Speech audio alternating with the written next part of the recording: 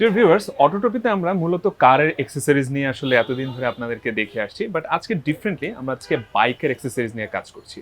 আমরা এই মুহূর্তে আছি রোডিও অ্যাক্সেসরিজে, যারা মূলত বাইকের আফটার মার্কেট পারফরমেন্স পার্টস নিয়ে কাজ করে এবং তাদের ইম্পোর্টের আসলে বিশাল একটা বাহার আছে এখানে।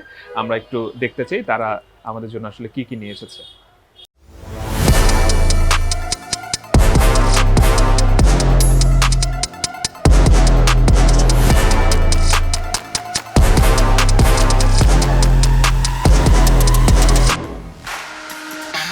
আমরা এখন ফাহিম ভাইয়ের সাথে একটু আলাপ করি রোডিও অ্যাক্সেসরিজের।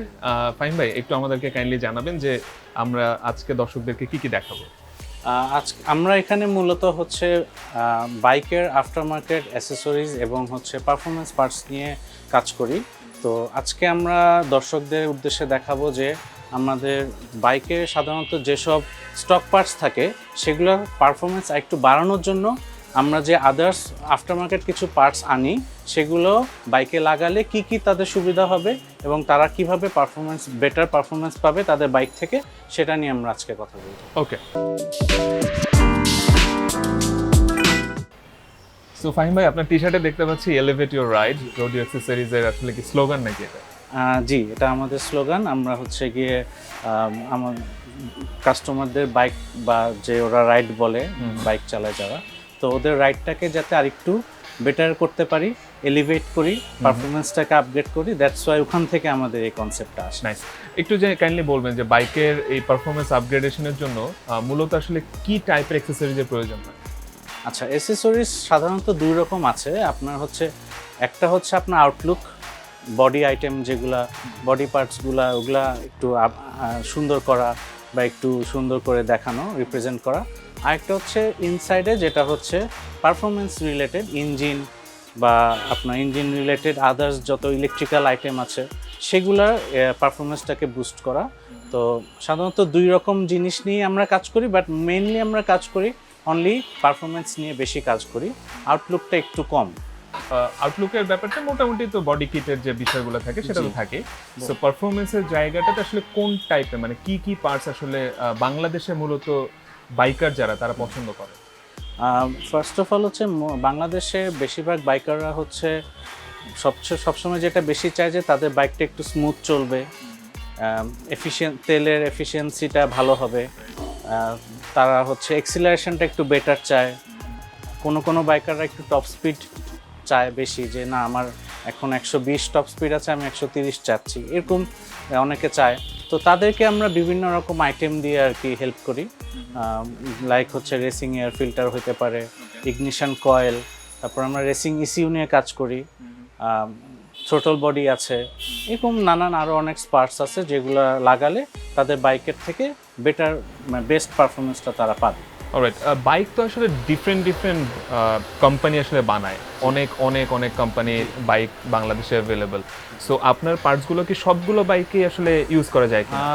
সব বাইকে অ্যাকচুয়ালি ওভাবে হয় না, কিছু কিছু আইটেম আছে ইউনিভার্সাল যেগুলো মোটামুটি সব বাইকে লাগানো যায়, যেমন কুইক থ্রোটল আছে বা গ্রিপ আছে বা হচ্ছে ইগনিশন কয়েল আছে, এগুলো মোটামুটি ইউনিভার্সাল আইটেম, এগুলো সব বাইকে পাওয়া যায়। বাট বাংলাদেশে যেটা হয়, ইন্দোনেশিয়ান কিছু বাইক আসে বা হচ্ছে ইন্ডিয়ান কিছু বাইক যেগুলো হচ্ছে রেসেন্স স্পেকে বাইক, সাপোজ ধরেন আপনার ইয়ামাহা R15, হোন্ডা CBR, এগুলো হচ্ছে রেসিং বাইক। সো ওই বাইকগুলোরই বেশিরভাগ পার্টসগুলো পাওয়া যায় এবং আমরা ওই বাইকগুলো নিয়ে বেশি কাজ করি। ওগুলোর মধ্যে কোম্পানিরও এরকম অপশন দেওয়া থাকে যে ওটাকে আপগ্রেড করা পসিবল। আর যেগুলো day to day commuter bike আছে বা যেগুলো নর্মাল মানুষ কমিউটিংয়ের জন্য ইউজ করে, ওগুলাতে আসলে কোম্পানি খুব একটা বেশি অপশনটাই দেয় না যে আমরা এটাকে আপগ্রেড করে বেশি করবো, বা ওই বাইকগুলা বা ইঞ্জিনগুলো আসলে ওই ক্যাপাবিলিটিটা নাই যে এই পাওয়ার আপগ্রেডেশনগুলো হ্যান্ডেল করতে পারবে। ওই বাইকগুলো নিয়ে আমরা মূলত কাজ করি যেগুলোতে এই ক্যাপাবিলিটিটা থাকে। কোম্পানি থেকে বাইকের ফুল পটেনশিয়ালটা আনলক করা থাকে না। কোম্পানি সবসময় বাইকগুলোকে একটু স্টেবল রাখার জন্য একটু কিছু জায়গায় লক করে রাখে, বা কিছু কিছু RPMটা লক করা থাকে, বা কিছু কিছু বাইকের ক্ষেত্রে স্পেয়ার পার্টসগুলো লংজিভিটি বাড়ানোর জন্য ওটাকে একটু রেসিং ইয়াটাকে একটু কমায় রাখে। বাট আমরা যেটা করি, আমরা আফটার মার্কেট কিছু পার্টস আছে যেগুলো লাগাইলে ওই বাইকের ফুল পটেনশিয়ালটা সে হিট করতে পারে, সেটা আমরা মানে কাস্টমারদেরকে এনশিওর করতে পারি। ফাইন, আরেকটা জিনিস একটু জানার ছিল, তা হচ্ছে নর্মালি যে মানে বাংলাদেশের যে রুলস অ্যান্ড রেগুলেশন বা আইনের যে ব্যাপারটা থাকে, সেক্ষেত্রে কি এই পার্টসগুলো লাগালে কোনো ধরনের মানে প্রবলেম ফেস করে কিনা বাইকাররা? না, এখন হচ্ছে গিয়ে আমাদের বাইকের বাংলাদেশের যেটা হচ্ছে গিয়ে মডিফিকেশন করার ক্ষেত্রে হচ্ছে গিয়ে কিছু বাইন্ডিংস আছে, যেমন দেখা যায় যে বাংলাদেশে কিছু সিসি লিমিটেশন আছে। সো আমি চাইলে ইঞ্জিন চেঞ্জ করতে পারবো না, কিন্তু আমি ইঞ্জিনের কোনো একটা কম্পোনেন্ট চেঞ্জ করতে পারবো, যেটা করলে ইঞ্জিন থেকে আরও বেটার পারফরমেন্স আসবে। সো আমি তো কম্পোনেন্ট চেঞ্জ করছি, আমি পুরো ইঞ্জিন চেঞ্জ করছি না, আমার তো ইঞ্জিন নাম্বার চেঞ্জ হচ্ছে না, চেসিসও চেঞ্জ হচ্ছে না। সো ওটা তো সেমই থাকে। সো ইন দ্যাট কেস হচ্ছে কোনো রকম লিগ্যাল কোনো অব্লিগেশনস নেই। অলরাইট, সো মোটামুটি এই ইম্পোর্ট করে আপনারা প্রত্যেকটা প্রোডাক্ট যে নিয়ে আসছেন, তারপর এটা আপনারা আবার একটা মার্কেটে সেল করছেন, যেহেতু আপনারা হোলসেল হিসেবে কাজ করেন। আমরা হোলসেল মেইনলি, বাট আমরা রিটেলও করি। ইনিশিয়ালি আমরা রিটেলই করতাম, কারণ এইসব ব্র্যান্ডগুলো বাংলাদেশে তখন মানুষ চিনতো না। তো আমরা রিটেল করে করে আমরা মার্কেটিং করে এটাকে এস্টাবলিশ করেছি। পরে আস্তে আস্তে দেখা গেছে যে আদার্স রিটেলার আমাদের কাছে আসা শুরু করলো, যে ভাই এটা আমরাও চাচ্ছি সেল করতে। তখন আমরা আর কি হোলসেলে ঢুকে গেলাম। তো এখন দেখা যাচ্ছে মোর দেন 80% আমাদের হোলসেলই হচ্ছে, 20% আমাদের রিটেল হয়। রিটেল আমরা অফ করি নেই, আমরা আউটলেট এটা রেখেছি, বাট আমরা মূলত আমাদের ওয়্যারহাউস থেকেই, আমাদের ব্যাক অফিস আছে, আমরা ওখান থেকে আর কি মূলত হচ্ছে হোলসেল সাপ্লাইগুলো করে থাকি। সাপ্লাইটা ওখান থেকে মেইনটেইন হয়। আরেকটা জিনিস জানাবেন যে এই যে অ্যাকসেসরিজ যেগুলো আছে, এগুলোর আসলে প্রাইসটা কিরকম, মানে প্রাইসের মানে সবার জন্য নাকি আবার একটু প্রিমিয়াম বা একটু এক্সপেন্সিভ কিনা? এটা আসলে আইটেম ওয়াইজ ভ্যারি করে, বাট জেনারেলি যদি বলেন, আপনার আফটার মার্কেট অ্যাক্সেসরিজ যেগুলো মেইনলি ইন্দোনেশিয়া থেকে বা থাইল্যান্ড, মালয়েশিয়া থেকে যেগুলো আসছে, সেগুলো একটু এক্সপেন্সিভ জেনারেল বাইকারদের জন্য। ওকে, বাট আবার সিমিলার প্রোডাক্ট আবার চায়না থেকেও আসতেছে। সো মার্কেটে অনেক চাইনিজ প্রোডাক্ট পাওয়া যায়, তো ওগুলো আবার অনেক চিপ, অনেক সস্তায় পাওয়া যায়। বাট আমরা মেইনলি চায়নাগুলোকে প্রেফার করি না। আমাদের মোস্ট অফ দ্য 90% প্রোডাক্টই বলতে গেলে ইন্দোনেশিয়া, মালয়েশিয়া থেকে আসে। ওকে, সো ওই প্রোডাক্টগুলো একটু এক্সপেন্সিভ, বাট এটা কোয়ালিটি বেটার এবং কাস্টমার আছে এগুলো কিনা। ফাইন, একটু এই যে চাইনিজের সাথে যখন আপনি ইন্দোনেশিয়ান বা আপনি মালয়েশিয়ান যে পার্টসগুলোর কথা বলছেন, সাধারণ মানুষ বুঝবে কিভাবে যে এটা চাইনিজ, এটা ইন্দোনেশিয়ান? পার্থক্যের জায়গাটা পার্থক্য হচ্ছে, হ্যাঁ, ইন্দোনেশিয়ান প্রোডাক্টগুলোরও অনেক কপি আছে বাংলাদেশে, অনেক চাইনিজ কপি আছে। তো আমরা কিন্তু time to time awareness video ছাড়ি। কিছু কিছু প্রোডাক্টের হচ্ছে অথেন্টিসিটি কার্ড থাকে, কিছু কিছু প্রোডাক্টের গ্যারান্টি কার্ড থাকে, স্ক্র্যাচ থাকে, কিউআর কোড থাকে। এগুলো স্ক্যান করলে কাস্টমাররা বুঝতে পারে যে এটা জেনুইন। আর প্যাকেজিংয়েও ডিফারেন্স থাকে, প্রোডাক্টের কোয়ালিটিতে অনেক ডিফারেন্স থাকে। তো ওগুলো নিয়ে আমরা টাইম টু টাইম, প্রোডাক্টের কোয়ালিটিটা আসলে যখন ইউজ করব তখন বোঝা যাবে, তার আগে মানে ভিজুয়ালি অনেক ডিফারেন্স পাওয়া যায়। ধরলে অনেক সময় বোঝা যায় যে এটা জেনুইন, এটা কপি। সো আমরা ওইগুলো নিয়েও কিন্তু সোশ্যাল মিডিয়াতে প্রচুর অ্যাওয়ারনেস ভিডিও ছাড়ি, পোস্ট ছাড়ি, যাতে মানুষরা অ্যাওয়ার হয় যে এটা কপি এবং এটা জেনুইন। সো ফাইন ভাই, থ্যাংক ইউ সো মাচ, আপনি অনেক চমৎকার করে বুঝিয়েছেন আমাদেরকে। বাট আমরা আরেকটু প্র্যাকটিক্যালি কোন কোন পার্টসগুলো নিয়ে আসলে আপনারা কাজ করেন সেগুলো একটু দেখতে চাই। ঠিক আছে, চলেন আমরা দেখি। একদম কমন আইটেম থেকে শুরু করি। এটা হচ্ছে একটা স্পার্ক প্লাগ। এটা আপনার যারা গাড়ি সম্পর্কে কিছুটা বুঝে তারা সবাই চিনে। প্রত্যেকটা ইঞ্জিনেরই স্পার্ক করা লাগে, যেগুলো অকটেন ড্রিভেন। তো স্পার্ক প্লাগে এটাও হচ্ছে গিয়ে বেটার কোয়ালিটি দিবে আপনাকে। এটাকে আমরা লেজার ইরিডিয়াম বা সুপার ইরিডিয়াম স্পার্ক প্লাগ বলে। তো এই প্লাগটা নর্মাল যে স্টক প্লাগ থাকে সেটার থেকে অনেক বেটার ইলেকট্রিসিটি, মানে কারেন্ট প্রডিউস করবে। তারপরে এই স্পার্ক প্লাগে কারেন্টটাকে বেটার ভোল্টেজ দেওয়ার জন্য যেটা ইউজ হয় সেটা হচ্ছে ইগনিশন কয়েল। এটা আপনি গাড়ি বলেন, বাইক বলেন, সবগুলোতে কয়েল থাকে। এটা হচ্ছে বাইকের কয়েল।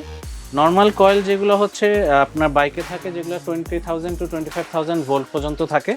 বাট যেগুলো আফটার মার্কেট পারফরমেন্স কয়েল, সেগুলো 40,000 থেকে 50,000 ভোল্ট পর্যন্ত উঠে। সো দেখা যায় যে স্পার্ক প্লাগে যে প্রপার স্পার্কিংটা দরকার, যেটা এই ভোল্টেজটা দরকার, সেটা এই কয়েলটা প্রোভাইড করে।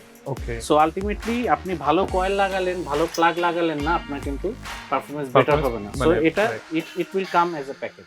ওকে, আরও কিছু আইটেম আছে, যেমন হচ্ছে এটাকে ইসিইউ বলে, আমরা অনেকেই হয়তো জানি। এটা হচ্ছে ইলেকট্রনিক কন্ট্রোল ইউনিট, যেটা হচ্ছে পুরো বাইকের বা গাড়ি বলেন পুরা যে ভিতরে যে কম্পিউটার, যেটাকে নর্মালি মানুষ normal kind of motherboard. Exactly, মানে এটা কম্পিউটার, এখানে সব প্রসেস হয়। সো এই ইসিইউটাও আমরা কিন্তু টিউনিং করতে পারি। আচ্ছা, কোম্পানি থেকে যে টিউনটা দেওয়া থাকে সেখানে অনেক লিমিটেড করে রাখে, পারফরমেন্সটাকে একটু লিমিট করে রাখে। তা আমরা আফটার মার্কেট ইসিইউ লাগায় সেটার লিমিটটাকে আমরা খুলে দিই বা লিমিটটা বাড়ায় দিই, এবং তেল বা ফুয়েল ম্যাপিং গুলো আমরা ওইভাবে করে দিই। এতে কি হয়, আপনার বাইকের যে অপটিমাম পারফরমেন্স, সেটা এফিশিয়েন্সিটা বাড়ে, যে এফিশিয়েন্সিও বাড়ে, পারফরমেন্সও বাড়ে। অলরাইট। আরেকটা যেটা আমি তখন বলছিলাম যে আপনার গাড়ির স্পিড খালি উঠালে হবে না, আপনার ব্রেকিং পাওয়ারটাও দরকার। রাইট। সো আমরা আফটার মার্কেট কিছু ব্রেক ডিস্কও নিয়ে আসি, যেগুলো হচ্ছে আপনার রেগুলার যে ডিস্ক থাকে সেই ডিস্কের থেকে বেটার পারফরমেন্স করে, বেটার থার্মাল এফিশিয়েন্সি কাজ করে। সো এটা হচ্ছে গিয়ে আফটার মার্কেট কিছু ডিস্ক আমরা আনি। আরেকটা আইটেম যেটা আমরা আনি ব্রেক রিলেটেডেরই, সেটা হচ্ছে হোজ, হাইড্রোলিক হোজ। এগুলো হচ্ছে কি আপনার টিডিআর এর খুব ভালো কোম্পানি, ইন্দোনেশিয়ান। এই হোজটার থ্রুতে হচ্ছে হাইড্রোলিক যে ব্রেকিং ব্রেক অয়েলটা যায়, এই হোজের মাধ্যমে যায়। ব্রেকের যে প্রেসারটা, এটা যাতে ইভেনলি ক্যালিপার পর্যন্ত যেতে পারে, সেই প্রেসারটা এই হোজগুলো মেনটেন করতে পারে। ওকে, এখানে একটা এয়ার ফিল্টার দেখতে পাচ্ছি। জি, আমাদের এটা হচ্ছে আমাদের free flow air filter, racing air filter অনেকে বলে। এটা নর্মাল যে কনভেনশনাল এয়ার ফিল্টারটা থাকে, সেটার পেপারটা অনেক বেশি ঘন থাকে। সো বাতাস কিন্তু নর্মালি একটু বাধাপ্রাপ্ত হয়, বাতাস যাইতে একটু কষ্ট হয়। সো যেমন আমরা যদি নাকে যদি আমাদের কোনো অবস্ট্রাকশন থাকে, তাহলে কি হবে, আমাদের শ্বাস নিতে কষ্ট হবে। সেম ভাবে এই এয়ার ফিল্টারটা যেহেতু একটু বাধাটা কম দেয়, এটাতে বাতাস ইঞ্জিনে ইজিলি ঢুকতে পারে, তাহলে ইঞ্জিন আপনার বেশি এফিশিয়েন্টলি কাজ করে। কিন্তু আবার অনেকে কোশ্চেন করতে পারে যে ইঞ্জিনে বাতাস বেশি ঢুকতেছে তার মানে ময়লাও নিশ্চয়ই বেশি ঢুকতেছে। ব্যাপারটা এরকম না। এই এয়ার ফিল্টার গুলার মধ্যে কিছু লুব্রিকেন্ট দেওয়া থাকে, লুব্রিকেশন থাকে। এই লুব্রিকেশনটার কারণে এই ধুলাগুলো এখানে আটকায় যায়, এবং এগুলো হচ্ছে লাইফ টাইম এয়ার ফিল্টার। এটা এমন না যে ধরেন নর্মাল এয়ার ফিল্টার গুলা 3000-4000 কিলো পর বা 5000 কিলো পর কিন্তু চেঞ্জ করতে হয়। এটা কিন্তু চেঞ্জ করা লাগে না। ওকে, আপনি জাস্ট ওয়াশ করবেন, ওই লুব্রিকেশন অয়েলটা পাওয়া যায়, ওই অয়েলটা দিবেন, দিয়ে আবার ইউজ করবেন। মোটামুটি এটা 30-40 হাজার কিলো বা 50 হাজার কিলো পর্যন্ত সাপোর্ট দেয়। সো যেহেতু সবকিছুরই একটা শেষ আছে, কিন্তু এটার লাইফ টাইমটা এত বেশি, যে জন্য এটাকে সবাই লাইফ টাইম বলে থাকে। ওকে ফাইন ভাই, thank you so much for your time and for explanation.